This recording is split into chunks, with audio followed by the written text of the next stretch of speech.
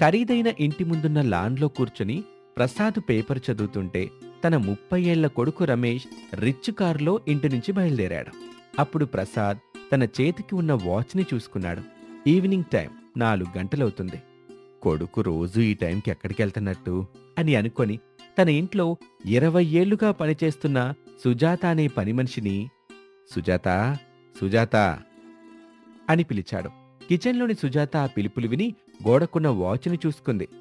వామ్మో, సాయంత్రం 4 గంటలైపోయింది. పని చేసుకుంటూ అయ్యగారికి టీ ఇవ్వడమే మర్చిపోయా. ఎక్కడున్నా సరే ఈ టైంకి టీ తాగాల్సిందే, లేదంటే అయ్యగారి మెదడు పని చేయదు, మమ్మల్ని పని చేసుకొనివ్వదు అని అనుకుంటూ టీ పట్టుకొని ప్రసాద్ దగ్గరికి వచ్చింది. ప్రసాద్ టీ తీసుకొని, సుజాత, ఈరోజు అబ్బాయి ఈ టైంకి ఎక్కడికి వెళ్తున్నాడు అని ప్రసాద్ అడగగానే సుజాత తత్తరపడుతూ, నాకు మాత్రం ఏం తెలీదు బాబుగారు. నీ మాటల్లోనే తెలుస్తుంది నీకేం తెలుసో ఏం తెలీదో. మేం మిమ్మల్ని ఎప్పుడూ పరాయి వాళ్ళలాగా పను మనుషుల్లాగా చూడలేదు. ఈ ఇంటి మనిషిలాగానే చూసాం. అబ్బాయి ఎక్కడికి వెళ్తున్నాడో అది మాత్రం చెప్పండి. ఆ తర్వాత ఏం జరుగుతుందో నేను తెలుసుకుంటాను. అది బాబుగారు లవ్ టుడే పార్క్ వెళ్తున్నాడు బాబు. అంతకు మించి నన్నేం అడగొద్దు బాబు. అక్కడ అనామిక అనే అమ్మాయిని కలుస్తాడు. నాకింటే తెలుసు బాబు, నీకేడు తెలీదు. అనామికని ప్రాణంగా ప్రేమిస్తున్నాడు బాబు. ఇక నాకు కిచెన్లో పనుంది బాబు, నేను వెళ్తున్నాను. నాకేడు తెలీదు. ఆ అమ్మాయి ప్రభుత్వ డిగ్రీ కాలేజీలో డిగ్రీ చదువుకుంటుంది బాబుగారు. నాకెంతవరకే తెలిసిందండి. ఇక ఏడు తెలీదు బాబుగారు, నన్ను ఏది అడగకండి అని చెబుతుంటే టీ తాగుతున్న ప్రసాద్కి సుజాత అమాయకత్వం చూసి నవ్వాలో ఏడవాలో అర్థం కాలేదు. ఆ అమ్మాయి ఊరి పేరు మందారపల్లి బాబు అని చెప్పి చకచక అక్కడి నుంచి వెళ్ళిపోతుంది. ఇక ఆ ఊరు పేరు విని ప్రసాద్ టీ తాగకుండా ఆశ్చర్యంగా ఉండిపోతాడు. లవ్ టుడే పార్కులో ఒకచోట అనామిక రమేష్ ఇద్దరూ ప్రేమగా కబుర్లు చెప్పుకుంటూ ఉంటారు. నెమ్మదిగా చీకటి పడుతూ ఉంటుంది. ఇక నేను వెళ్తాను రామ్. ఈరోజు మా డాడీతో మన ప్రేమ గురించి చెప్పి పెళ్లి చేయమని అడుగుతానను. సరే రామ్, అడిగిన తర్వాత మామయ్య గారు ఏమంటారో నాకు ఫోన్ చేయి. మరి నువ్వెప్పుడు మీ మేనత్తకి మన ప్రేమ విషయం చెప్తావను? చెప్పడం నా వల్ల కాదు రామ్. మావయ్య గారిని ఒప్పించి వారిని తీసుకుని మా ఊరికొచ్చే. నీకు మా ఊరు తెలుసు కదా, మందారపల్లి. తెలుసా నమిక, ఊరికొచ్చాక మీ మేనత్త పేరు చెప్పి ఇంటికొస్తాం. సరే రామ్, జాగ్రత్తగా రండి అని చెప్పి అనామిక వెళ్ళిపోయింది. రమేష్ కారులో ఇంటికి బయలుదేరాడు. చీకటి పడుతూ ఉండగా అనామిక ఊళ్ళో బస్సు దిగింది. ఇంటివైపు నడుస్తుంటే దారిలో కూరగాయలు అమ్ముకుంటూ వెళ్తున్న కమల చూసింది. అమ్మాయి అనామిక అని పిలవగానే అనామిక కమలని చూసి సడన్ గా ఆగిపోయింది. తనలో తాను, వామ్మో, ఈ కూరగాయల కమల ఇప్పుడు నన్ను చూసింది. నా కోసం తన భర్త నుంచి విడిపోయిన నా మేనత్త శారద గురించి అడుగుతుంది. తిరిగి సమాధానం చెప్పేలోగా ఎన్నో ప్రశ్నలేస్తుంది. ఇప్పుడు తప్పించుకోవడం ఎలా అని క్షణం కూడా ఆలస్యం చేయకుండా మరొక దారి నుంచి చకచకా ఇంటివైపు నడుస్తూ వెళ్ళిపోతూ ఉంటుంది. అది చూసిన కమల, ఏవైంది ఈ అమ్మాయికి? తన మేనత్త శారద కొన్ని కూరగాయలు తీసుకుని రమ్మని చెప్పింది. ఎలాగో దారిలో అనామిక కలిసింది కదా, తనతో పంపించొచ్చని పిలిస్తే నన్ను దెయ్యం చూసినట్టు అట్లా చూసి పారిపోయింది ఏంటి? ఏంటో ఈ అమ్మాయి, ఎప్పుడు ఎలా ఉంటుందో ఈ అమ్మాయికే అర్థం కాదు. ఒక్కోసారి బాగానే మాట్లాడుద్ది, ఒక్కోసారి ఇలా చూసి అలా పారిపోద్ది అని అనుకుంటూ అలా ముందుకు వెళ్తూ ఉంటుంది. అనామిక మంగమ్మ ఇంటి వరకు పరిగెత్తి ఆగిపోతుంది. తనని ఎవరూ చూడటం లేదని అనామిక అనుకుంటూ ఊపిరి తీసుకుంటూ ఉండగా ఇంట్లో నుంచి అప్పుడే మంగమ్మ బయటకొచ్చింది. అనామికాని చూసి, అనామిక, అలా ఇంటి ముందు ఎందుకు నిలబడున్నావు? ఇలా వచ్చి ఇంట్లో కూర్చో అని అంటున్న మంగమ్మని చూసింది అనామిక. అలా చూస్తామేమిటే, ఇంట్లోకొచ్చి కూర్చో, నీళ్ళిస్తాను తాగు. ఎందుకు కూర్చోమంటున్నావో, ఎందుకు నీళ్ళిస్తావని అంటున్నావో నాకు తెలియదని అనుకోబాకు మంగమ్మ. తన భర్తతో విడిపోయిన నా మేనత్త గురించి ఉన్నవి లేనివి అడుగుతావు. నాకు కోపం వస్తుంది, నిన్ను తిడతాను. నువ్వెళ్ళి మా మేనత్తకి చెప్తావు. మా మేనత్త నన్ను తిట్టుద్ది, అవసరం అనుకుంటే వాతలు కూడా పెడతది. అందుకే నేను నీ ఇంటికి రాను, అసలు నీతో మాట్లాడను అని అనామిక అక్కడి నుంచి నడుచుకుంటూ తన మట్టింటికి వచ్చింది. ఇంట్లో శారద కుట్టు మిషన్ కుడుతూ ఉంటుంది. ఏంటే కోళ్ళ, ఈరోజు కూడా ఎంత ఆలస్యమైందేంటి? ఊరోళ్ళకి కనబడకుండా, కనబడిన వాళ్ళకి చిక్కకుండా జాగ్రత్త పడుతూ ఇంటికొచ్చేసరికి ఇంత ఆలస్యం అయిపోతుంది అత్తయ్య. ఇంకా నిన్ని ఊరోళ్ళు నా జీవితం గురించి, నా భర్త నుంచి నేనెందుకు విడిపోయిననే కారణాల గురించి అడుగుతానే ఉన్నారా కోళ్ళ? అవునత్తయ్య, ఊరి వాళ్ళకి నేనెక్కడ కనిపించినా సరే నీ గురించి అడుగుతున్నారు. ఏం చెప్పాలో నాకు తెలియట్లేదు. అందుకే వాళ్ళకేమి అవకాశం ఇవ్వకుండా తప్పించుకుంటూ ఇలా కాలేజ్కి వెళ్తున్నాను, వస్తున్నాను అత్తయ్య. అట తప్పించుకొని రావడం ఎందుకు కోళ్ళ? అది మా అత్తయ్య జీవితం, తనిష్టం. నన్ను అడిగితే మాత్రం నాకేం తెలుసు అని చెప్పు, గట్టిగా సమాధానం ఇవ్వు. అప్పుడు నిన్నెవరు ఏమి అడగరు. నువ్వు మెత్తగ్గా ఉంటే మాత్రం ఖచ్చితంగా మళ్ళీ మళ్ళీ ఎదురుపడిన ప్రతిసారి నిన్నే అడుగుతారు కోళ్ళ. ఇక నుంచి నేను కూడా అలాగే మాట్లాడదాం అనుకుంటున్నాను అత్తయ్య. నీకోసమని ఒక మాయ లెహంగా కుట్టాను కోళ్ళ. ఇల్లు ఒకసారి దాన్ని వేసుకొని చూడిపో. ఇంకెప్పుడైనా వేసుకుంటానులే అత్తయ్య. ఒకసారి చూస్తాను కోళ్ళ, నీ పెళ్లిలో నువ్వు వేసుకోవాలి. అందుకే ఎంతో కష్టపడి కుట్టా. ఎవరైనా చూస్తే మాయ లెహంగా అనుకోవాలి కదా. అంతలా ఏముంది అత్తయ్య, నువ్వు వేసుకురా కోళ్ళ, అప్పుడు నీకే తెలుసుద్ది. సరే అత్తయ్య అని లోపలికి వెళ్తుంది. శారద కుట్టు మిషన్ కుడుతూ ఉంటుంది. ఇంటికొచ్చిన కొడుకు రమేష్ని ప్రసాద్ వివరాలు అడిగి తెలుసుకుంటాడు. ప్రసాద్కి విషయం అర్థమైంది. తన కొడుక్కి నిజం చెప్పాలి అనుకున్నాడు. బాబు రమేష్, చెప్పన్నన్నా. మందారపల్లి ఊళ్ళోనే మీ అమ్మ శారద ఉంది. నువ్వు ప్రేమించిన అనామిక ఎవరో కాదు, తన మేనకోడలు. రమేష్ కొంచెం షాకింగ్గా, మీరు చెప్పింది నిజమా డాడీ? నిజం బాబు. అప్పుడు మీ అమ్మ తన అన్నయ్య వదిన చనిపోయినప్పుడు తన చిన్నారి మేనకోడలు అనామికను చూసుకోవటానికి మన ఇంటికి తీసుకొచ్చింది. కానీ అందుకు నేను ఒప్పుకోలేదు. దాంతో మీ అమ్మ తన అన్నవాళ్ల ఊళ్ళోనే ఉంటూ తన మేనకోడలు అనామికాని పెంచి పెద్దదాన్ని చేసినట్టుంది. అయితే నా పెళ్లికి ఎలాంటి ఇబ్బంది ఉండదు కదా నాన్న. మీరు అమ్మ మాట కాదనిలేరు, అమ్మ మీ మాట కాదనిలేదు. బాబు రమేష్, నాకు ఈ పెళ్లి ఇష్టమే బాబు. రేపే వెళ్ళి మాట్లాడదాం అని తండ్రి చెప్పటంతో రమేష్ చాలా సంతోషపడతాడు. ప్రసాదు శారద గురించి ఆలోచిస్తూ ఉంటాడు.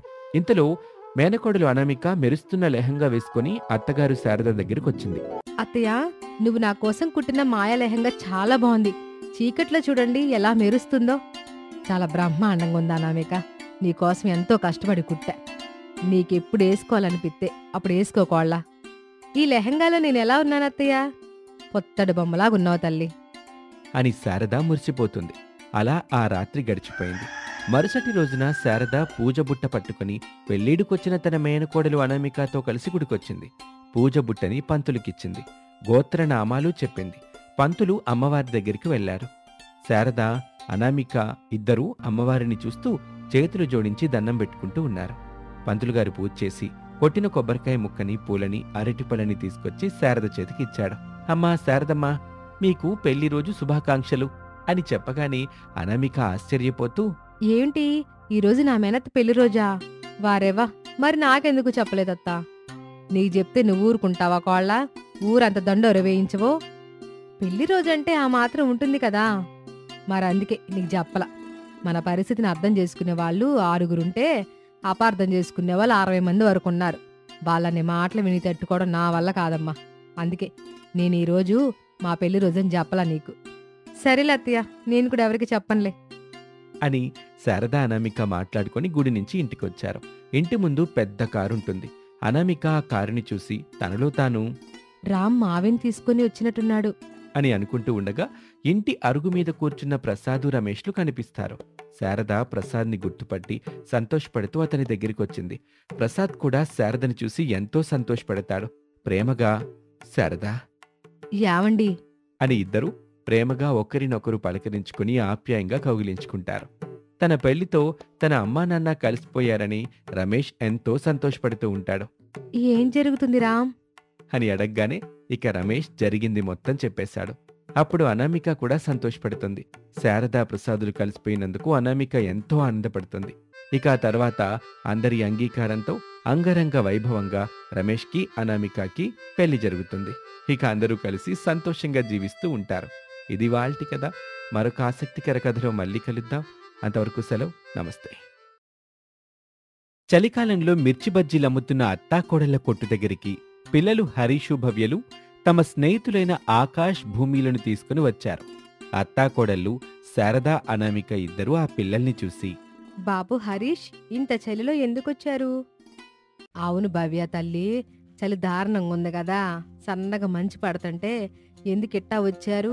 ఏవైనా కావాలంటే ఫోన్ చేయాల్సిందిగా తల్లి. ఎందుకెట్టా వచ్చారు? ఎంతకి ఈళ్ళెవరమ్మా?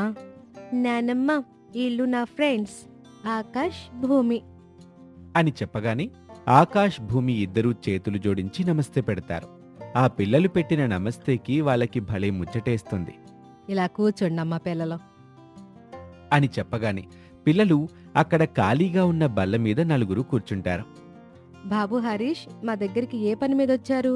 మమ్మీ, నువ్వు నానమ్మ మీరిద్దరు కలిసి చేసే మిర్చి బజ్జీలు భలే రుచిగా ఉంటాయని, తింటుంటే ఇంకా తినాలనిపిస్తుందని మేమే వీళ్ళకి చెప్పాం.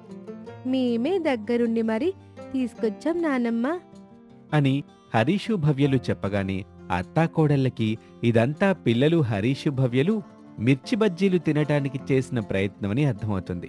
ఇద్దరూ గుసగుసగా అత్తయ్య, మన పిల్లలు చెప్తున్నది అర్థం చేసుకున్నారా? అర్థమైంది కోళ్ళ. పోనీలేవే, పిల్లలు చెబుతున్నట్టు మనం చేస్తున్న మిర్చి బజ్జీలు నిజంగానే బాగున్నట్టున్నాయి. అందుకే కాబోలు మళ్ళీ తిందామని వచ్చారు. ఎన్ని తింటానంటే అన్ని మిర్చి బజ్జీలేసి తినేసి వెళ్తారు. అలాగే అత్తయ్య అని అనామిక మిర్చి బజ్జీలు వేస్తూ ఉంటుంది. ఇప్పుడు మీకు వేడివేడి మిర్చి బజ్జీలు కావాలా, లేదంటే ఇప్పుడున్నవి పెట్టేసమంటారా? చెప్పండి పిల్లలు, ఏం కావాలి, ఎలా కావాలి? ఎలాగైనా పర్వాలేదు నానమ్మా, బజ్జీలు పెట్టు చాలు. భవ్య హరీష్లు చెప్పింది నిజమా అబద్ధమా అని మేం తేల్చి చెప్తాం అని పిల్లలు అనగానే శారద మురిపెంగా పిల్లలకు మిర్చి బజ్జీలు పెడుతుంది. తినండి, కడుపు నిండుగా తినండి. కొంచెం కారంగా ఉన్నాయి, కమ్మగుంటాయి అని చెప్పటంతో పిల్లలు ఏమాత్రం ఆలస్యం చేయకుండా చకచకా మిర్చి బజ్జీలు తింటూ ఉంటారు. అనామిక మిర్చి బజ్జీల్ని కాల్చుతూ ఉంటుంది. శారద పిల్లలకు వేస్తూ ఉంటుంది. పిల్లలు ఎంతో ఇష్టంగా మిర్చి బజ్జీల్ని తింటూ ఉంటారు. అరగంట గడిచింది.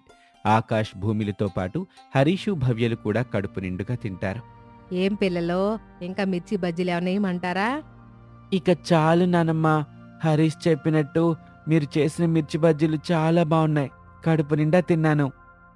అవును నానమ్మ, భవ్య చెప్పినట్టుగానే మీరు చాలా బాగా చేశారు. ఇక నుంచి మిర్చి బజ్జీలు తినాలనిపిస్తే నేను మా అమ్మ నాన్నని తీసుకుని ఇక్కడికే వస్తాను. చాలా సంతోషం అమ్మ పిల్లలు. మొత్తం మీరు తిన్న మిర్చి బజ్జీలు 500 అయింది. ఆ బిల్లు కట్టేసి వెళ్ళండి అమ్మ పిల్లలు అని శారద చెప్పగానే హరీషు భవ్యలు ఆశ్చర్యంగా చూస్తూ ఉంటారు. పిల్లలు ఆకాష్ భూమిలు అయోమయంగా చూస్తూ బిల్లేంటి నానమ్మా? మీరిద్దరు తిన్న వాటికి మనవడా? అయ్యో నానమ్మ, మాకు మేముగా రాలేదు కదా. భవ్య చెప్తే నేను వచ్చాను, హరీష్ చెప్తే ఆకాష్ వచ్చాడు. మాకేమీ తెలీదు. సాయంత్రం స్కూల్ నుంచి ఇంటికి వెళ్తుంటే భవ్య నన్ను పిలిచింది. హరీష్ నన్ను పిలిచాడు. ఇద్దరూ కలిసి మా ఇద్దరికి ఫ్రీగా మిర్చి బజ్జీలు తినిపిస్తా అని చెప్పారు. ఎలాగో ఫ్రీనే కదా అని మేమందుకు ఒప్పుకున్నాం. ఇప్పుడు డబ్బులంటే మీ దగ్గర లేవు కదా, ఇప్పుడు మీరు వెళ్ళిపోండి. మీ అమ్మ నాన్నల దగ్గర నేను డబ్బులు తీసుకుంటా. మీ అమ్మ నాన్న నాకు బాగా తెలుసులే. వెళ్ళండి వెళ్ళండి అని శారద చెప్తుంది. అంతే, ఆకాష్ ఏడవటం మొదలు పెడతాడు. ఆకాష్ ఏడుపు చూసి భూమి కూడా ఏడవటం మొదలుపెట్టింది. అది చూసి అత్తాకోడలిద్దరూ ముసిముసిగా నవ్వుకుంటారు. ఇక ఆ నవ్వులు చూసి ఆకాష్ భూమిలు ఏడవటం ఆపేస్తారు. మీతో నిజం చెప్పించడానికే ఇలా బిల్లు కట్టాలని చెప్పాను గాని మీ దగ్గర డబ్బులు తీసుకుంటానా పిల్లలు? మేం చేసే మిర్చి బజ్జీలంటే మా పిల్లలు హరీష్ భవ్యలకి చాలా ఇష్టం. 3 పూట్ల మిర్చి బజ్జీలు తినమన్నా తినేస్తారు. అంత ఇష్టం మా పిల్లలకి. మిమ్మల్ని తీసుకొని వచ్చినప్పుడే మా అత్తయ్యకి ఇదంతా అర్థమైంది. కాకపోతే మీతో కాసేపు తమాషా చేశారు. వెళ్ళండి, ఇంటికి జాగ్రత్తగా వెళ్ళండి అని చెప్పగానే పిల్లలు నలుగురు కలిసి అక్కడి నుంచి బయలుదేరారు. ఇక అత్తాకోడళ్ళు తిరిగి మిర్చి బజ్జీలు అమ్ముకుంటూ ఉంటారు. ఇలాగే రోజులు గడుస్తూ ఉంటాయి. చలికాలంలో అత్తాకోడళ్ల మిర్చి బజ్జీల వ్యాపారం జోరుగా సాగుతూ ఉంటుంది. మంచిగా సంపాదన తెచ్చిపెడుతూ ఉంటుంది. ఒక రోజున ఆకాష్ తండ్రి సుధాకర్ మిర్చి బజ్జీల దగ్గరికి వచ్చాడు. చెప్పండి బాబు, తింటారా ఇంటికి తీసుకెళ్తారా? ఎన్ని ప్లేట్స్ కట్టమంటారు? ఇలా చూడండి, నేను ఆకాష్ వాళ్ళ నాన్నని. నమస్తే అండి. అత్తయ్య, ఆకాష్ వాళ్ళ నాన్నగారు వచ్చారు. ఇలా ఒకసారి చూడండి. చెప్పు బాబు, ఆయన ఆ రోజే మీ బాబు తిన్న మిర్చి బజ్జలకే డబ్బులు ఇవ్వద్దని చెప్పానుగా, ఇంకా మీరెందుకు వచ్చారయ్యా? ఇలా చూడండి, నేను ఆ డబ్బుల కోసం రాలేదు తల్లి. రేపు మా వాడిది పుట్టినరోజుంది. ఇంటి దగ్గర చిన్నపాటి వేడుక చేస్తున్నాం. ఆ వేడుకకొచ్చే వాళ్ళకి నా కొడుకు మీ మిర్చి బజ్జీల్ని పంచాలి అని చెప్తున్నాడు. అందుకే ఒక 50 ప్లేట్ల మిర్చి బజ్జీలు కావాలి అని చెప్పగానే అత్తాకోడలిద్దరూ సంతోషపడ్డారు. అలాగే బాబు, తప్పకుండా రేపు కావాలి కదా మీకు, రేపు సాయంత్రం వరకు అన్ని సిద్ధం చేసి ఇంటికి తీసుకొచ్చి పెడతాం. కొంత డబ్బు ఇచ్చిపోండి అయ్యా. అని చెప్పగానే సుధాకర్ కొంత డబ్బు తీసి శారదకిచ్చాడు. ఇక సుధాకర్ అక్కడి నుంచి వెళ్ళిపోతాడు. ఆ డబ్బులు చూసి అత్తాకోడలు మురిసిపోతారు. అత్తయ్య, మనకి ఫ్రీ పబ్లిసిటీ వచ్చేస్తుంది. ఆకాష్ వాళ్ళ నాన్నకి చెప్పాడు, రేపు ఆకాష్ బర్త్డేకి వచ్చిన వాళ్ళంతా మనం మిర్చి బజ్జీలు తింటారు. వాళ్ళల్లో 10 మందికి మనం మిర్చి బజ్జీలు నచ్చితే వాళ్ళు కూడా మనకిట్ట ఆర్డర్స్ చేస్తే బాగుండు కోళ్ళ. మనం ఈ చలికాలంలో మిర్చి బజ్జీల మీద చాలా సంపాదన చేసుకోవచ్చు మరి. అవునత్తయ్య. అని మాట్లాడుకుంటూ తమ వ్యాపారం చేసుకుంటూ ఉంటారు. మరుసటి రోజు సాయంత్రం సుధాకర్ ఇంటి దగ్గర ఆకాష్ పుట్టినరోజు వేడుక జరుగుతూ ఉంటుంది. అత్తాకోడళ్ళు మిర్చి బజ్జీల్ని తీసుకుని వచ్చారు. సుధాకర్ని కలిశారు. ఆకాష్ వాళ్ళని చూసి పలకరిస్తాడు. బావున్నావా నానమ్మా? బాగున్నాన్రా మనవడా, నువ్వెట్టగున్నావు? నేను బావున్నా నానమ్మా. మీరు చేసిన మిర్చి బజ్జీలు నాకు చాలా బాగా నచ్చాయి. అందుకే నా పుట్టినరోజున వచ్చే వాళ్ళకి వాటిని తినిపించాలని మా నాన్నకి చెప్పాను. నువ్వు చెప్పినట్టుగానే మీ నాన్న మా దగ్గరకు వచ్చాడు. 50 ప్లేట్ల మిర్చి బజ్జీలు కావాలని చెప్పాడు. ఇప్పుడు మేము వాటిని తీసుకొచ్చాం అని చెబుతూ ఉండగా సుధాకర్ వాళ్ళ దగ్గరికి వచ్చి మిగతా డబ్బులు ఇచ్చేస్తాడు. అత్తగారు శారద ఆ డబ్బుల్ని తీసుకుంటుంది. ఇక మేము పొయ్యిలో వస్తాం బాబు, తెలిసిన వాళ్ళకు కూడా చెప్పండి అయ్యా. తప్పకుండా చెప్తా. ఇక నుంచి ఏదైనా పార్టీ అంటే కేకు సమోసా గుర్తొచ్చేది. ఇప్పటి నుంచి కేక్తో పాటు మీ మిర్చి బజ్జీలు కూడా గుర్తొస్తాయి అంతా మీ అభిమానం అన్నయ్య అని అక్కడి నుంచి వెళ్ళిపోతారు. ఇలాగే రోజులు గడుస్తూ ఉంటాయి. అత్తాకోడళ్ళ మిర్చి బజ్జీలకి మంచి డిమాండ్ పెరుగుతుంది. అక్కడ వస్తున్న ఆర్డర్స్కి మిర్చి బజ్జీల్ని చేసిస్తూనే పెట్టుకున్న బండి దగ్గర కూడా అమ్ముతూ ఉంటారు. అత్తాకోడళ్ళ ఇంట డబ్బు సమస్య లేకుండా అయింది. అందరూ సంతోషంగా ఉన్నారు. ఒక రోజున శారద కూతురు అలివేని తన భర్త సుధీర్ని తీసుకుని బాధగా ఏడుస్తూ పుట్టింటికొచ్చింది. అత్తయ్య, అలివేని వచ్చినప్పటి నుంచి అలా ఏడుస్తూనే ఉంది. అసలు విషయం ఏంటో అడిగి మీరు తెలుసుకోండి. నేనంత అడిగినా నాకు చెప్పట్లేదమ్మా, నువ్వే అడుగు. సరే అత్తయ్య, నేను అడుగుతాను. అలివేని, ఏమైంది? అత్తగారింట్లో అంతా బానే ఉన్నారు కదా, ఎందుకు ఇలా ఏడ్చుకుంటూ వచ్చావు? అసలు ఏం జరిగింది? అన్నయ్య, మీరైనా చెప్పండి, ఇంట్లో ఏం జరిగింది? అవును బావా, ఇంట్లో ఏమైనా గొడవ పడ్డారా?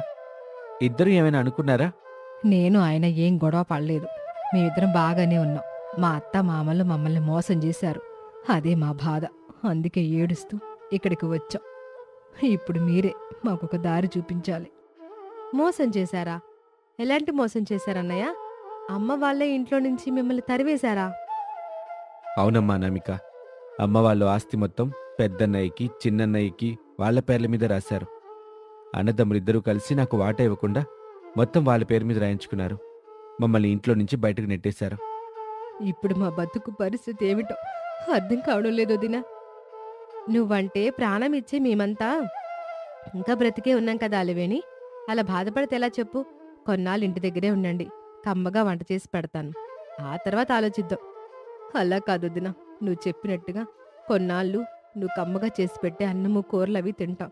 ఆ తర్వాత ఏమిటి మా పరిస్థితి? ఆలోచన చేద్దాం అలివేని, మేమంతా ఉన్నాం కదా, నిన్ను బాగా చూసుకుంటాం. నా మీదున్న అభిమానంతో ఆ మాట అన్నావు. చాలొదినా, కానీ నేను ఒక మాట అడుగుతాను, నువ్వు కాదని చెప్పకూడదు. నువ్వు అడిగిన తర్వాత నేను కాదంటాను అలివేని. చెప్పమ్మా, నీకేం కావాలో? వదినా, మీ అత్త కోడలు కలిసి నడిపిస్తున్న మిర్చి బజ్జీల వ్యాపారం నాకివ్వు అని అలివేని అడగగానే శారద, ప్రసాదు, రమేషు అయోమయంగా చూస్తూ ఉంటారు. అయ్యో అలివేని, నువ్వు అంత అడగాలా? తీసుకో. నువ్వు అన్నీ రేపటి నుంచి అక్కడ మిర్చి బజ్జీలు అమ్ముకోండి, ఏమవుతుంది? మేము వేరొక ఏర్పాటు చేసుకుంటాం కదా అని తమ మిర్చి బజ్జీల వ్యాపారాన్ని ఆడపడుచు అలివేనికి ఇచ్చేసింది. అలివేని తన భర్త సుధీరు మిర్చి బజ్జీల వ్యాపారం చేసుకుంటూ జీవిస్తూ ఉంటారు. అనామిక తన అత్తగారు శారదతో కలిసి మరొక కొత్త వ్యాపారం చెయ్యాలి అని నిర్ణయించుకుంటుంది. ఏ వ్యాపారం చేస్తే అనామికకి కలిసొస్తుందో కామెంట్ రూపంలో మీరే చెప్పండి. ఇది వాల్టి కథ. మరొక ఆసక్తికర కథలో మళ్ళీ కలుద్దాం. నమస్తే.